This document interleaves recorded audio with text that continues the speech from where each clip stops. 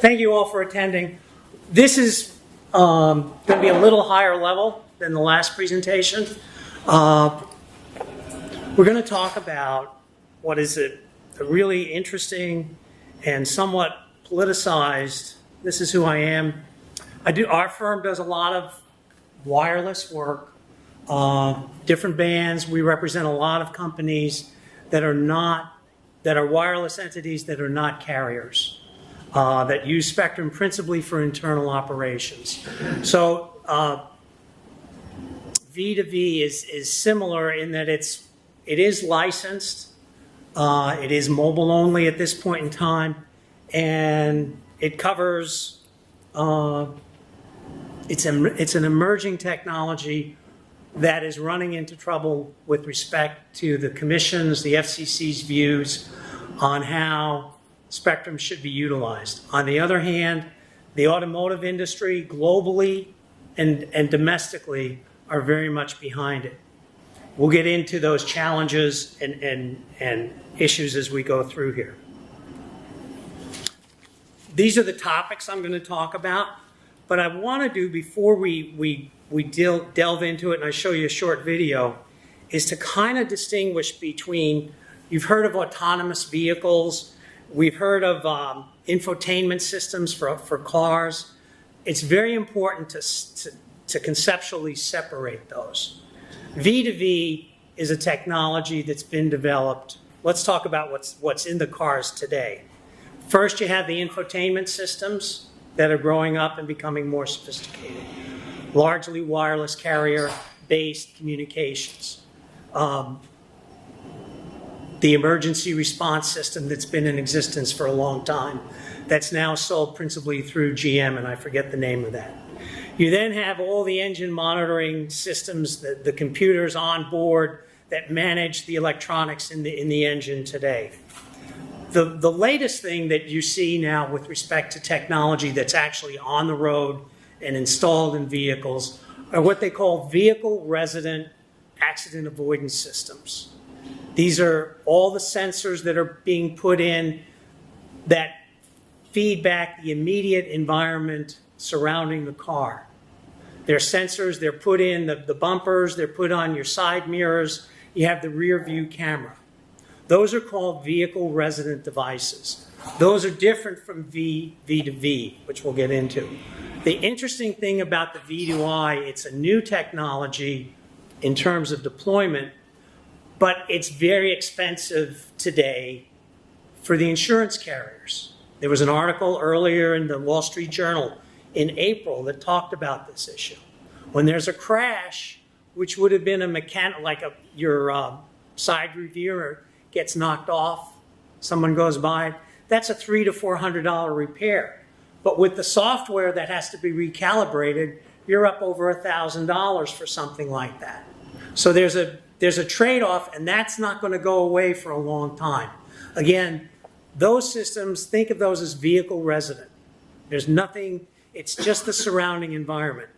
The two emerging technologies are V2V, which we're going to talk about in greater detail today, and the other is autonomous driving. That's, those are the tests, the development that's going on. Uber, all sorts of people in Silicon Valley are developing those, the autonomous driving technologies. You look at the test things, you see all these GoPros on top of it. There's a lot of analytics, but the thing is, the RF technology that is used with that is very localized. It only sees so far. The radar, etc., you might have 50 feet on those. So that's a challenge with autonomous vehicles. And we're going to talk now about V2V. The other, we'll get into that. The other big technology is V2I. That's vehicle to infrastructure. Sometimes it's referred to as V2X. But V2I is taking that, is a layering, if you would, a physical distribution is a better way to look at it, of V2V technology. It has to do with the management of the roads and other infrastructure. So it's a gradation, if you would. It's the next generation of intelligent traffic control systems. You have at the top, at the bottom of the heap is traffic control, the lighting we've had for years. The other are some of the things that you see on the highways, the signs that give you an estimate, 50 minutes to get 50 miles to the George Washington Bridge. Those are intelligent traffic systems. You see some of it on toll booths, etc. That's very basic. That's not V2I.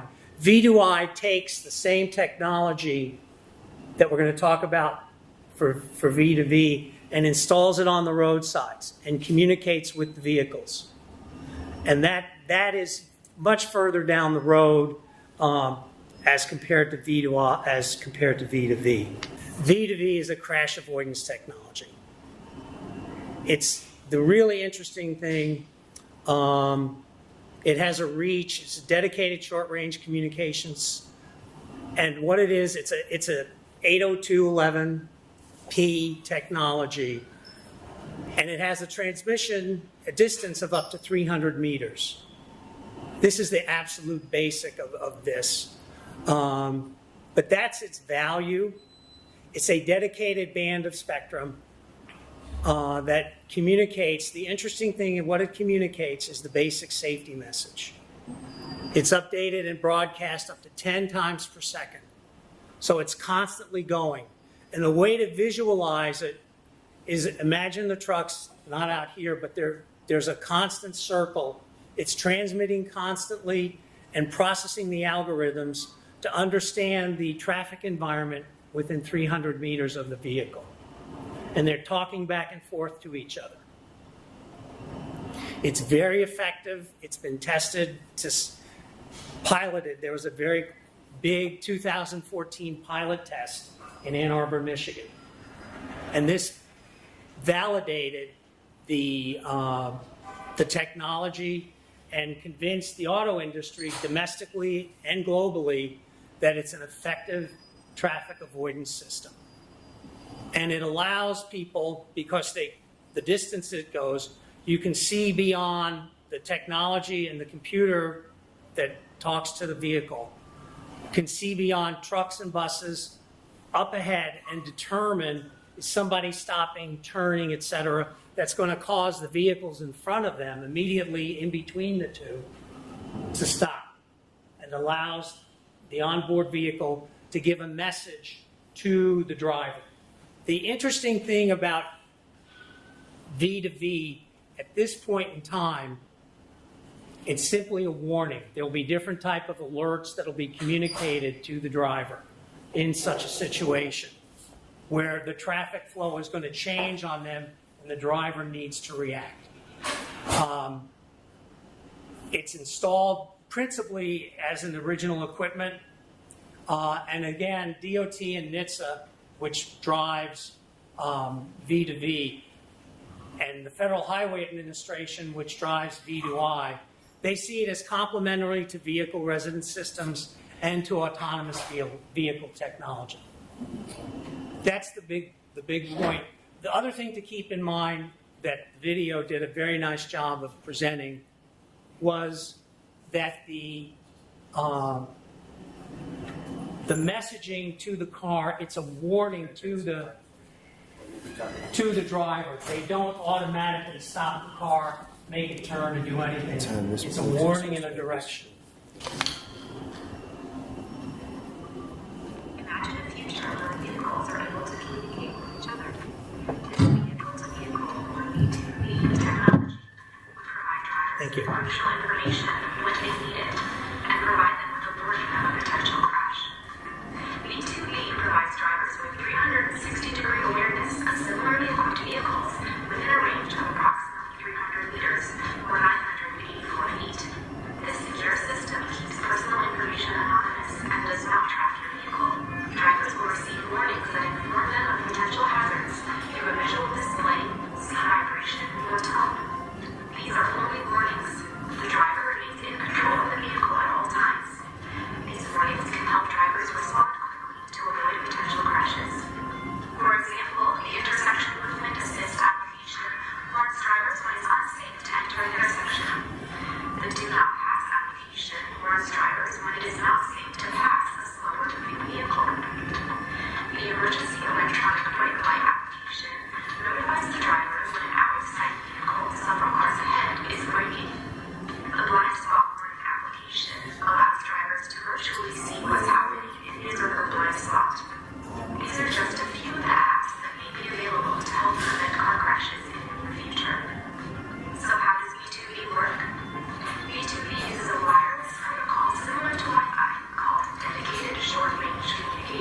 very basic, but it's very good. When DSRC is combined with GPS technology, the result is a low-cost V2V communication system that provides a 360-degree view of similarly equipped vehicles within communication range.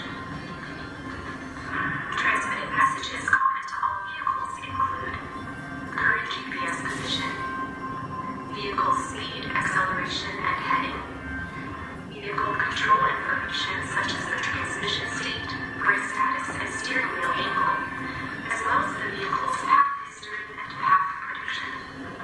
V2V does not include current advanced technologies such as navigation, internet access, assisted services, rear view cameras, and other advanced technologies. Now is your turn. Are you ready for V2V technology in your next vehicle?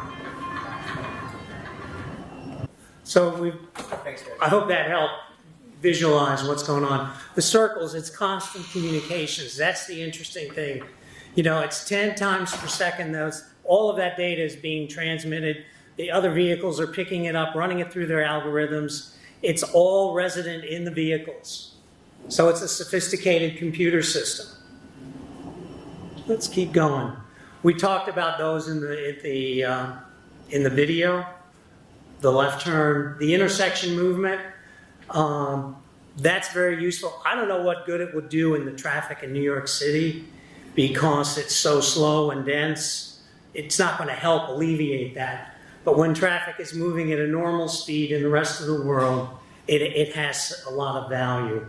The left turn assist, when you're making that left-hand turn and you can't see for sure if something's approaching, that's that application. Emergency brake light. That's when you're looking beyond the vehicle in front of you, and it tells you the vehicle in front of the bus is stopping. You're going to know the system is going to tell you to slow down. The forward collision warning, don't rear end the guy, you're getting too close. The blind spot warning, lane pass warning, those two are evident. The other thing is, they've built in security from the beginning. They had to deal with that up front. The auto manufacturers and the DOT said this had to be in there. The interesting thing about the cybersecurity guidance is that they wanted to separate the infotainment and other systems from V2V that exist in the vehicles today. They want to make sure there's no overlap. V2I. These are the integration of the roadside units. This is where, as I said, this is next-gen ITS. Separate backhauls, distinct from existing traffic control systems. This is where infrastructure comes in. The interesting thing is that V2I is voluntary at this time, and it's behind, in terms of deployment, V2I. They don't see this ever being imposed at this point in time on municipalities. But if it does take off, this is where the back-end analytics will come in, will grow and evolve, because it's not going to be from the vehicles. It's all real-time information that's not stored in the cars. You'll still have the black box in the cars, but V2I is the way that cities will be able to use the data and really try to manage traffic flows if it evolves. There was a test in New York City 5 or 6 years ago that validated the concept of V2I in the city. How that gets rolled out is a different story. The wireless policy issues, this is where the rubber meets the road, if you would, for V2V. It was designated, they gave them the last 75 megahertz there at the end of that band. They adopted licensing rules for both the roadside and the vehicles. They're not, the roadside is just a very routine licensing process, and the licensing for the vehicles is licensing by rule. Every car is not going to have to go get a license. But what happened is, in the last 10 years, Wi-Fi demand has exploded. And so the FCC is getting pressure from the carriers, from the technology companies, and say, hey, that's way too much spectrum to dedicate to that use, even though it's safety. We want you to come up with ideas to share that spectrum. So the FCC and its, ever vigilant approach to trying to make life complicated for specialized applications, they've directed the industry to conduct a series of tests. They've made commitments. DOT, NHTSA, and the FCC told Congress we're going to develop all these tests. The tests are ongoing, but the technology rates, because DSRC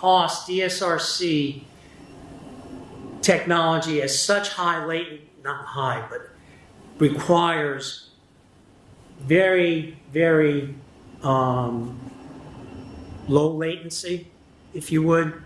They have, the error rate with these other technologies, detect and avoid, are actually interrupting the communications. Does not seem viable for Wi-Fi applications to coexist in the same band. What may happen is that they may divide that band.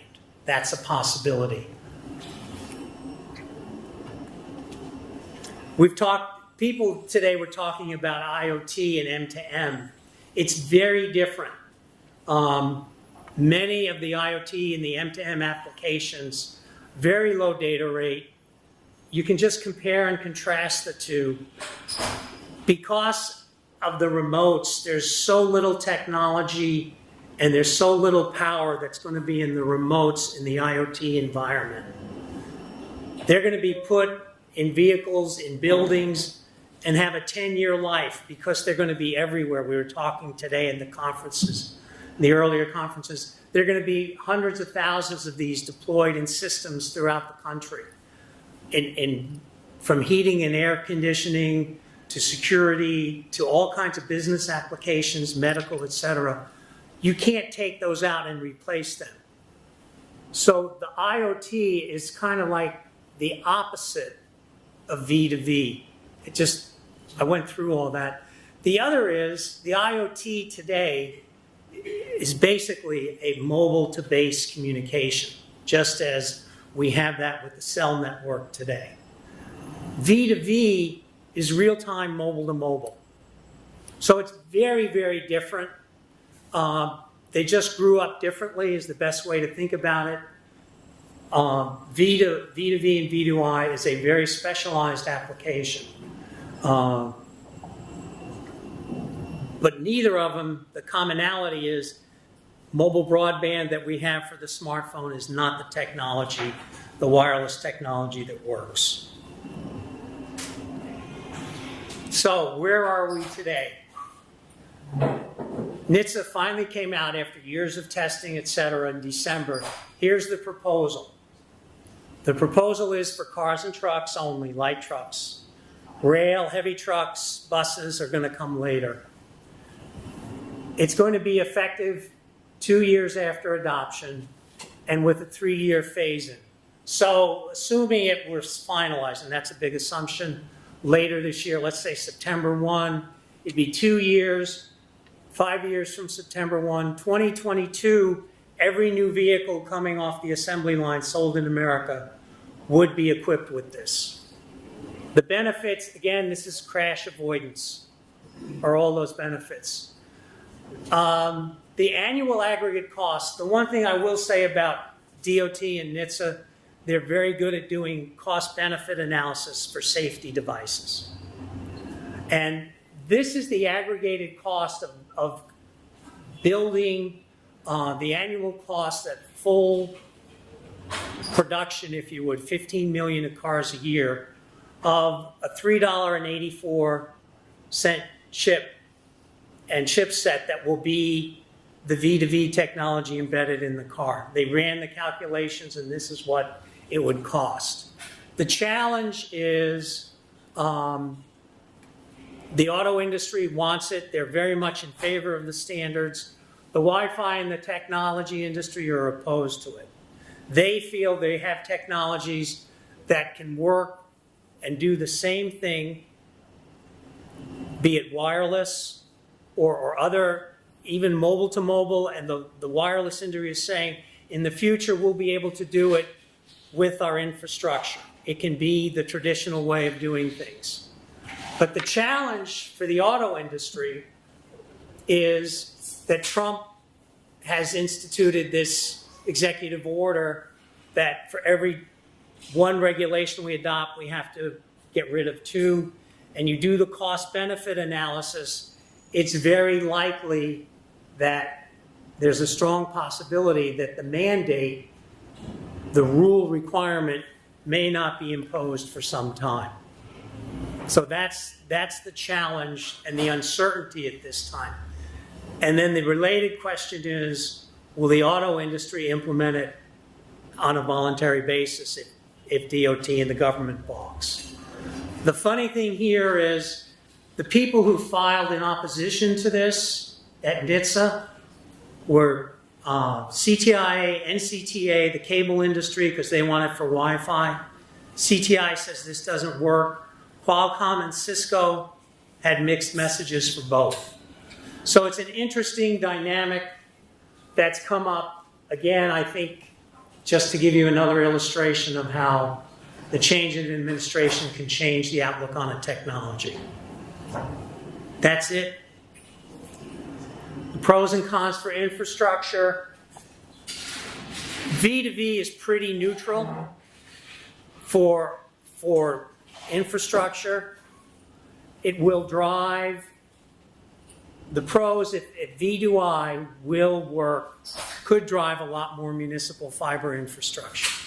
Because the idea is that V2I, those messages, all those communications, that data, should come back through a separate pipe, at least how the Federal Highway Administration views it, from the existing intelligent transportation systems that exist today.